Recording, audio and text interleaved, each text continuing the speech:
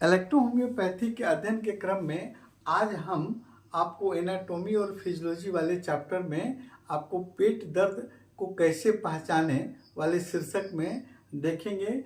हम पेट को 9 भाग में जो बांटे हैं, 9 जोन में जो डिवाइड किए हैं, उसमें किस जोन में कौन सा ऑर्गन है और उसका कौन सा डिजीज होता है जिसके चलते पेट दर्द महसूस किया जाता है। तो सबसे पहले देखते हैं आपको राइट हाइपोकोंड्रिक रीजन। राइट हाइपोकोंड्रिक रीजन में आपको पहला नंबर वाला, इसमें आपको पाया जाता है लीवर, गॉल ब्लैडर और वाइल डक्ट, 3 ऑर्गन पाए जाते हैं। तो लीवर का इसमें डिजीज हम डिस्कस करते हैं जिसके चलते हमको दर्द महसूस किया करते हैं। तो हेपेटाइटिस, लीवर में आपको सूजन हो जाना, इसके चलते दर्द हो सकता है ना। उसके बाद में आपका आता है लीवर का एक और डिजीज, आपको इनलार्जमेंट ऑफ लीवर, लीवर का बढ़ जाना, उसमें भी दर्द हो सकता है। और फैटी लीवर है ना, इसके चलते भी आपको उस एरिया में दर्द हो सकता है। इसके अलावा एक और आपको एब्सेस ऑफ लीवर, लीवर में घाव हो जाना, फोड़ा हो जाना, जिसके चलते भी दर्द महसूस किया जा सकता है। दूसरा नंबर है इसका गॉल ब्लैडर। तो गॉल ब्लैडर में आपको सूजन हो जाना। तो गॉल ब्लैडर में जब सूजन होगा तो उसको हम कहते हैं कोलिसिस्टाइटिस। तो कोलिसिस्टाइटिस आपको गॉल ब्लैडर में सूजन हो जाएगा, उसमें आपको स्टोन हो सकता है, स्टोन के चलते भी आपको दर्द हो सकता है ना। ये आपका हुआ आपको लीवर का। दूसरा भाग है, दूसरे भाग को कहते हैं एपिगैस्ट्रिक रीजन। तो एपिगैस्ट्रिक रीजन में पाया जाता है आपका ओसोफेगस, लीवर, स्टोमक और पेंक्रियाज, है ना। 3 ऑर्गन, आपको 4 ऑर्गन पाए जाते हैं। लीवर का भी कुछ भाग है, स्टोमक भी है और पेंक्रियाज भी है ना। 3 भाग आपको है। तो लीवर का हमने देख लिया, अब देखते हैं पेंक्रियाज और स्टोमक का और ओसोफेगस का, है ना। तो ओसोफेगस ये आपको भोजन नलिका, जो भोजन हम लोग माउथ कैविटी में लेते हैं, उसके बाद भोजन इसी नलिका के माध्यम से आपको स्टोमक में पहुंचता है। तो ये ओसोफेगस में एक डिजीज होता है, उसको हम कहते हैं आपको जैसे GERD, है ना। तो GERD होता है गैस्ट्रो, है ना, गैस्ट्रो इसोफेजियल रिफ्लेक्स डिजीज, है ना। जो आपके स्टोमक में एसिड का फॉर्मेशन जब ज़्यादा होने लगता है तो रिफ्लेक्स ऊपर की तरफ भागता है, तो आपको ओसोफेगस वाले एरिया में दर्द हो सकता है। इसको GERD के नाम से हम जानते हैं, गैस्ट्रो इसोफेजियल रिफ्लेक्स डिजीज के नाम से हम लोग जानते हैं।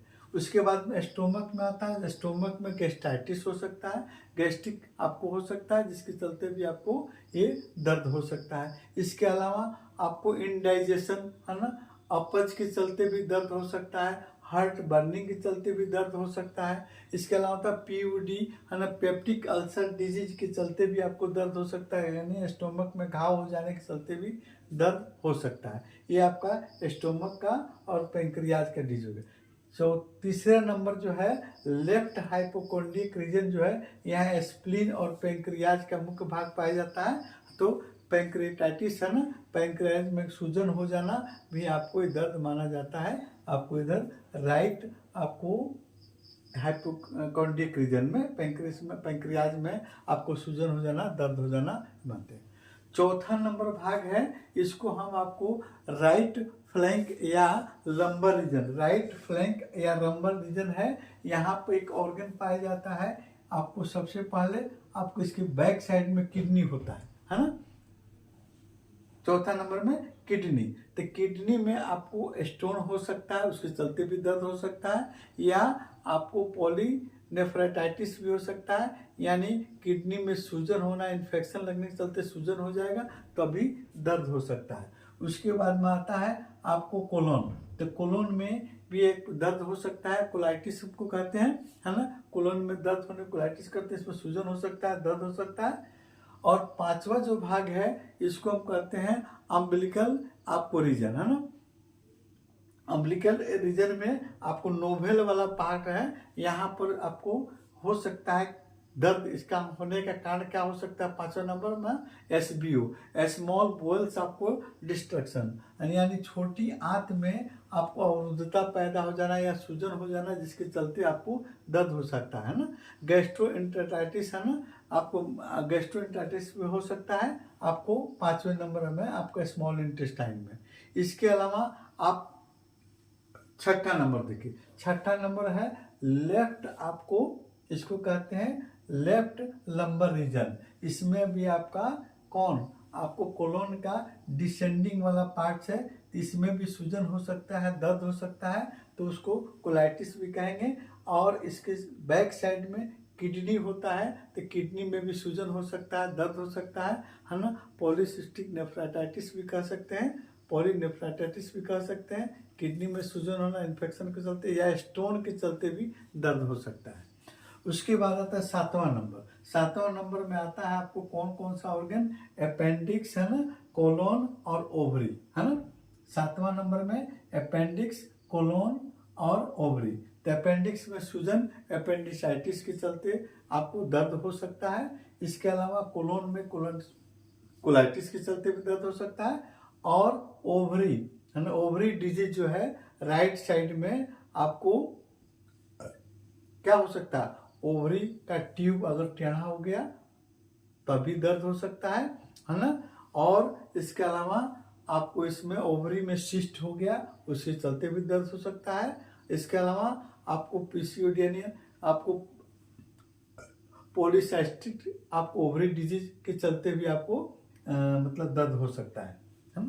उसके बाद आता है आपको 8वां नंबर।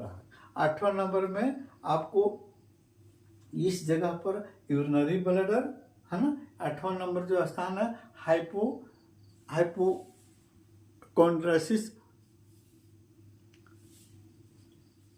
8वां नंबर जगह पर कौन सा ऑर्गन आता है आपका, urinary bladder, male female urinary bladder, और फिर फीमेल जेनाइटल ऑर्गन है ना, यूट्रस और फिर आपको यूरिनरी ब्लैडर। तो यूट्रस में आपको सूजन हो जाना, दर्द हो जाना, सूजन होने के चलते दर्द हो सकता है, या प्रेगनेंसी पीरियड में भी आपको यहाँ सूजन हो, प्रेगनेंसी पीरियड में भी दर्द हो सकता है।